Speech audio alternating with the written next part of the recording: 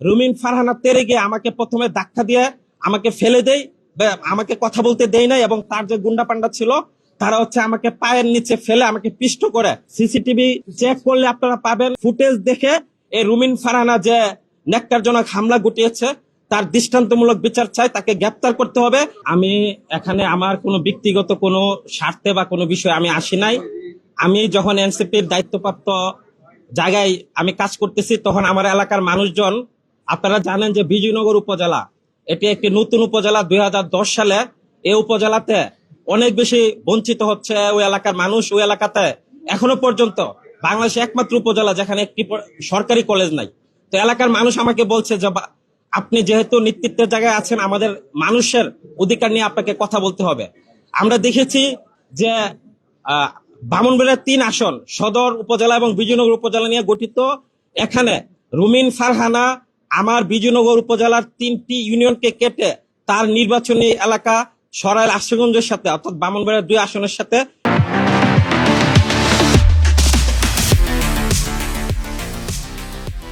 একীভূত করে। তো এই জন্য আমি আমার এলাকাবাসীর দাবি অনুযায়ী আমি এখানে আপিল করেছি। আমি আপিল করে আমার আপিলের প্রেক্ষিতে আজকে শুনানি সময় ধার্য করা হয়, এবং আমার এলাকার মানুষের প্রাণের দাবি এলাকাতে মানে প্রতিদিনই আন্দোলন হচ্ছে। ব্রাহ্মণবাড়িয়া বিজয়নগরে এলাকার মানুষ প্রতিদিনই রাস্তায় দাঁড়াচ্ছে, প্রতিবাদ হচ্ছে। ঢাকা সিলেট মহাসড়ক মানে তারা অবরোধ করে প্রতিবাদ জানিয়েছে। কিন্তু অত্যন্ত দুঃখের বিষয় হচ্ছে আমাকে বারবার হুমকি দেওয়া হচ্ছে আমি যাতে শুনানিতে অংশগ্রহণ না করি। আমাকে রুমিন ফারহানা এবং তার গুন্ডা পান্ডা বিভিন্নভাবে বলছে আপনি এই জায়গাতে সরে যান, এটা রুমিন ফারহানার সাথে আপনি পারবেন না, এটা সে চেয়েছে, আপনি এখান থেকে সরে যান। আমাকে বিভিন্ন সময় ফোনে এবং বিভিন্ন লোকজন দিয়ে বিভিন্নভাবে আমাকে হুমকি দেওয়া হয়েছে। এবং আজকে আমি যখন শুনানিতে অংশ নেওয়ার জন্য আসি আমাকে এখানে ঢুকতে দেওয়া হয় নাই। এখানে এরা গুন্ডা পান্ডা দিয়ে এরকম এক পরিস্থিতি তৈরি করেছে, আমাকে পিছন থেকে বারবার টেনে হিসড়ে আমাকে গেট থেকে সরিয়ে তারা মানে আমাকে বের করে দেওয়ার চেষ্টা করছে। তারপরে একটা পর্যায়ে আমি এটার ভিতরে আমি প্রবেশ করি, একেবারে 12টা বাজে আমাদের শুনানি ছিল। আমি 12টার আগ মুহূর্তে আমি প্রবেশ করার পরে আমি দেখেছি এখানে বিএনপি সহ রুমিন ফারহানার লোকজন এখানে তারা শুনানিতে তাদের যুক্তিতর্ক উপস্থাপন করে। একটা পর্যায়ে আমি যখন আমার সময় আসে আমি শুনানিতে দাঁড়াই।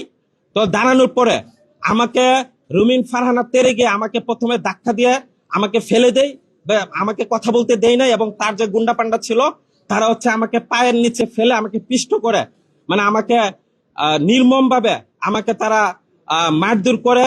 এবং আপনারা দেখেছেন এখানে আমি যদি বলি যে আমার কথাগুলো আপনারা বিশ্বাস করতে হবে না, এখানে ভিডিও ফুটেজ আছে, সিসিটিভি চেক করলে আপনারা পাবেন। শুধু আমি না, আমাকে যখন মারধর করছিল আমার সাথে আমার উপজেলার প্রধান সমন্বয়কারী জনাব আমিনুল ইসলাম এবং আমাদের যুব শক্তির কেন্দ্রীয় সংগঠক সুমন মুস্তফা, তিনিও মারধরের হামলার শিকার হয়েছেন। তারা টার্গেট করে অত্যন্ত পরিকল্পিত ভাবে আমাদেরকে এখানে মারধর করে। তারা চেয়েছে যে আমরা যাতে এখানে আমাদের যুক্তিতর্ক উপস্থাপন না করি, আমরা যাতে কথা না বলি। আমি শুধু বলবো এটা প্রধান নির্বাচন কমিশনের অফিস, প্রধান নির্বাচন কমিশনার এবং অন্যান্য কমিশনার সামনে আমাকে সহ আমার সহযোদ্ধাদের যেভাবে তারা হামলা করেছে, মারধর করেছে, এটা ফুটেজ রয়েছে। ফুটেজ দেখে এই রুমিন ফারহানা যে ন্যাক্কারজনক হামলা ঘটিয়েছে তার দৃষ্টান্তমূলক বিচার চাই, তাকে গ্রেপ্তার করতে হবে। এবং আমি চাই প্রধান নির্বাচন কমিশনার সে প্রত্যক্ষদর্শী সাক্ষী, সে তার সাক্ষ্য প্রমাণের ভিত্তিতে এটার বিচার নিষ্পত্তি হোক। আর যদি বিচার না হয়, এখানে নির্বাচন কমিশনের সামনে যেভাবে আমি একজন দায়িত্বশীল মানে নেতৃত্বের জায়গা থেকে আমার নিরাপত্তা নাই, যারা ভোটে অংশগ্রহণ করবে ভোটারদের নিরাপত্তার প্রশ্নে আসে না, যারা বিভিন্ন আসনে নির্বাচন করবে প্রার্থীদের কোনো নিরাপত্তা থাকবে না। এজন্য আমি এই হামলার এই ঘটনার সুষ্ঠু তদন্ত সাপেক্ষে বিচার চাই। যদি বিচার করতে ব্যর্থ হই আমি প্রধান নির্বাচন কমিশনার পদত্যাগ দাবি করছি। এখানে আমার নেতা হাসনাত আব্দুল্লাহ আছেন, ইনি দলীয় পক্ষ থেকে উনি কথা বলবেন। আমি এখানে রাখছি, আমি শুধু বিচার চাই। আমি যদি বিচার না পাই তাহলে আমার দল আমার সিদ্ধান্ত নেবেন যে আমাদের অবস্থান। এই নির্বাচন কমিশন যে অবাধ এবং সুষ্ঠু এবং লেভেল প্লেইং নির্বাচন করতে পারবে সেটি যদি সে প্রমাণ করতে চায় তাহলে তার সামনে আজকে যে হত্যাযোগ্য একটা চেষ্টা করা হয়েছে রুমিন ফারহানার নেতৃত্বে, তাকে 24 ঘন্টার মধ্যে গ্রেপ্তার করে তিনি প্রমাণ করুক তিনি স্বাধীন। রুমিন ফারহানার গ্রেপ্তারের মধ্য দিয়ে প্রমাণ হবে তিনি সক্ষম।